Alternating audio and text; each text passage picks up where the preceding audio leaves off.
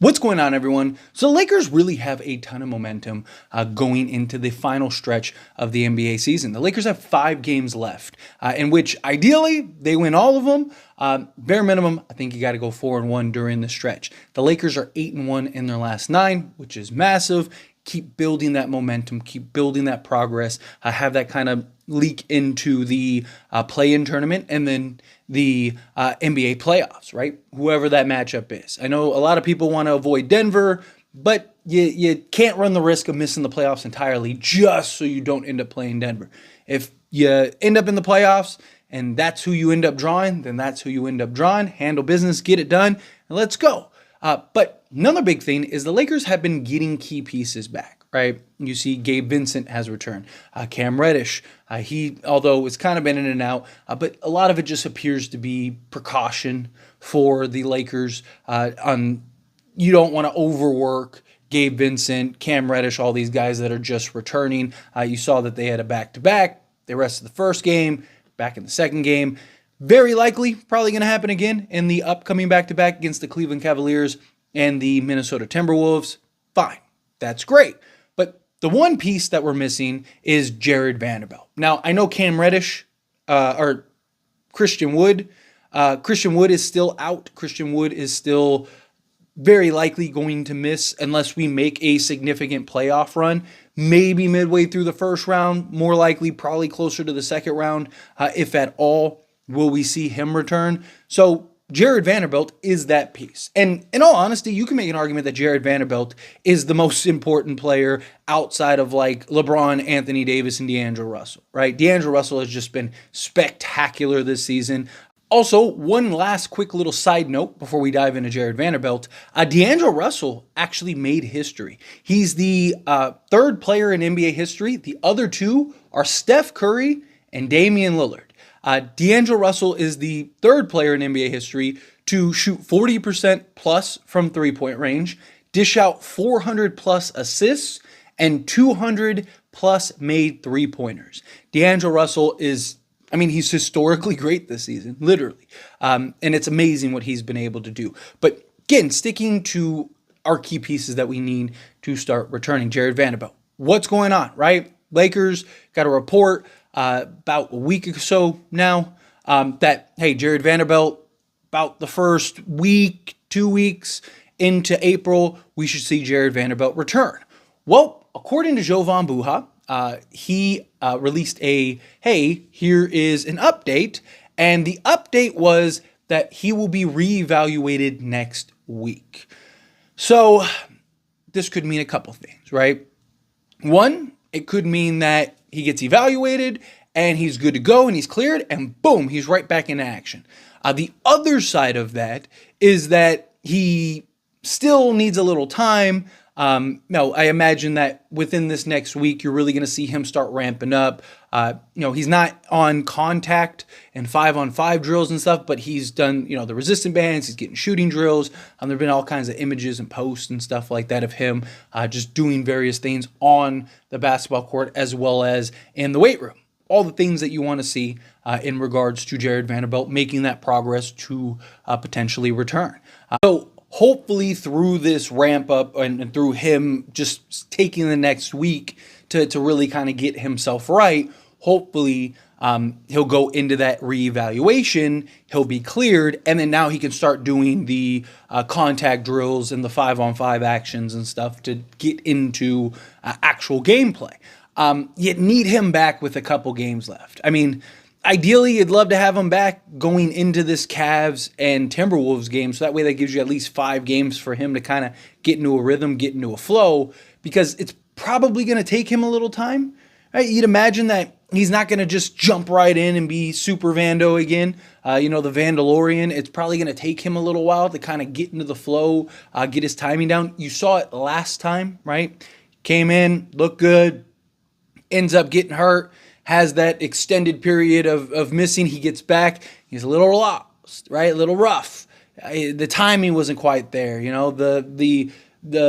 Just the physicality, like all of the things, the footwork and movements weren't all there. The recovery, especially, right? He was getting beat in areas that he usually just doesn't get beat in. And then you started seeing him like about 3 games before his injury or so, where he started looking like Jarred Vanderbilt again, started getting back into that Vando that we know and love, and then boom, it's just like, come on, give us a break here. And then now, hopefully he comes back. So my thing is like, look, we need him desperately in the playoffs, right? His impact on just both sides of the basketball, and yes, both sides of the basketball, because him getting things like defensive rebounds, guess what? That gets the Lakers a possession. Him getting live ball turnovers leads to transition, which leads to Lakers possessions. Him getting just turnovers, period, and generating turnovers, period, lead to more Lakers possessions. Him getting offensive rebounds lead to the Lakers getting more offensive possessions. Now, on top of that, the Lakers did a really good job of getting Jarred Vanderbilt to kind of be a real offensive weapon.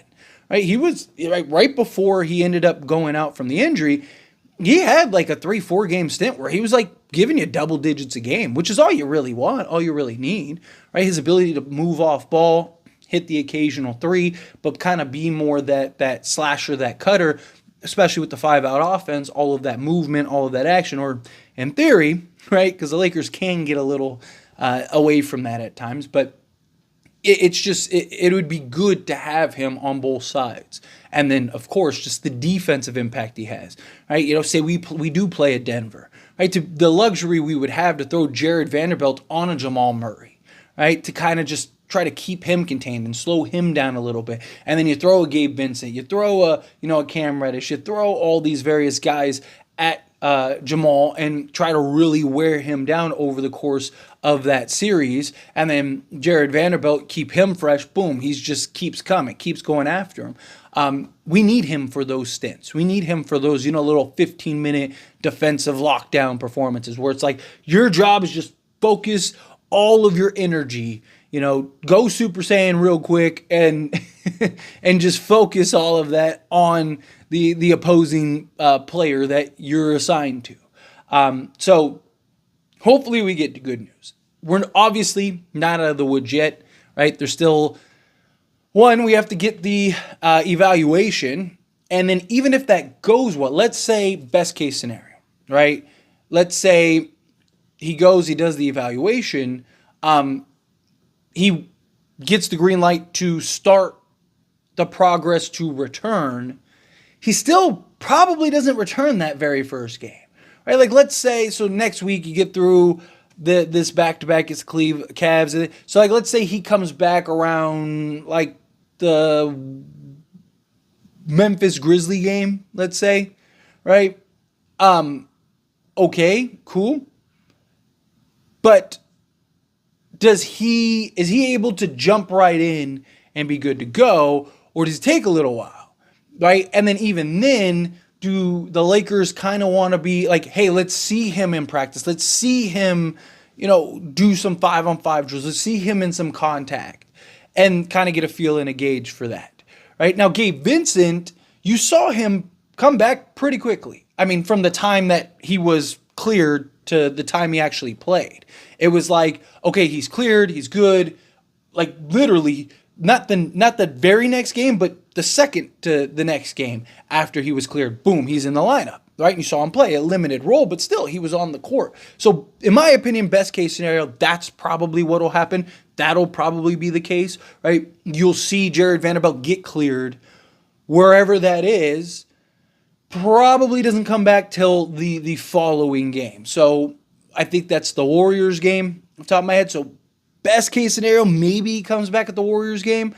But obviously, again, you want him to get as many games under his belt as possible. You want him to have as much opportunity as possible to kind of get into a proper rhythm and flow. But do you, let's say he can't come back till the last 2 games of the season. Do you just say, let's leave him out and let him really get healthy and then bring him back for that first play-in game? Or if you luck into the 6th seed, bring him back for the playoffs? Because, I mean, you could think about it. Again, you could look at it one of 2 ways. You could look at it as like, okay, no, you bring him back so that way at least he has those 2 games to kind of get in rhythm. But you also could, maybe affect that game by inserting him and he's not ready. 2, run the risk of him getting hurt again and now he's out for the playoffs. Or you could go the other route where it's like, okay, let's just give him an extra week essentially to kind of get right, get his body right, get his mental right, get everything good. And then now we're inserting him into the playoffs. Keep him down to a limited role. Hey, buddy, your only job is we're going to give you 10 to 15 minutes a game in this first series. And your job is just to be a madman on defense. Don't worry about anything else, right? Just get a feel, get in plug and play, right? Because Jarred Vanderbilt is very plug and play. And then hopefully he can kind of have an impact. That's kind of the hope. I mean, obviously, you hope you play like a Thunder team where he can kind of work through his stuff and you're not worried about it. Right? If he is a little sloppy, you can kind of recover from that, where if you play like a Denver, you have like zero margin for error. Just something to keep in mind. But anyway, as always, this is a discussion. Pass a question on you. Let me know your thoughts and opinions down in the comments below. What do you think? How do you feel? What are your thoughts and your opinions on Jarred Vanderbilt potentially coming back? Are you excited for it? Do you think that they should just hey, leave him out till the season's over? Or do you think, no, get him back ASAP? Again, however you feel, whatever your thoughts are, I would love to hear it. So let me know down in the comments below. That being said, if you haven't liked this video, hit that like button. Helps me a lot. So when you enjoy these types of videos, truly appreciate it. Not subscribe to the channel, hit that subscribe button. Turn on the bell notifications. Appreciate y'all. See you in the next one. Thank you.